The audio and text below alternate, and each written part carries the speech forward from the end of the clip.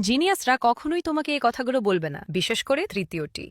আমি লম্বা মোজা পছন্দ করি না। এটি ভিডিওর মতোই সহজভাবে পরিচালনা করা যেতে পারে। আরামদায়ক স্পোর্টস মোজায় রূপান্তরিত করুন। এটি আরও জুতার সাথে জোড়া লাগানো যেতে পারে। ঠান্ডা শীত অব্যবহৃত মোজা এবং চপ্পল একত্রিত করুন। মিনিটে সুতির জুতা পাওয়া যেত, যা উষ্ণ এবং আরামদায়ক ছিল। পর্দার উপর প্লাস্টিকের মোড়কের একটি স্তর বিছিয়ে দিন। এটি তুষারপাত রোধ করতে পারে। মিনিটে এমন কোনো পরিস্থিতি থাকবে না যেখানে জানালা খোলা যাবে না। এটা কিন্তু সিরিয়াস হ্যাক। শীতকালে বাইক চালালে হাত ঠান্ডা হয়ে যায়। প্যাকেজিং ব্যাগগুলিকে উষ্ণ গ্লাভসে পরিণত করুন। শীতকালে বাইক চালানো আরো আরামদায়ক। অব্যবহৃত মোজা আমি টয়লেটে যাই, তখন ঠান্ডা থাকে না, খুবই আরামদায়ক। অব্যবহৃত কম্বল গুটিয়ে নিন। এটিকে একটি কুশনে মুড়িয়ে রাখলে অনেক জায়গা বাঁচানো যায়। আপনি যে কোনো সময় কভারটি খুলে পড়তে পারেন।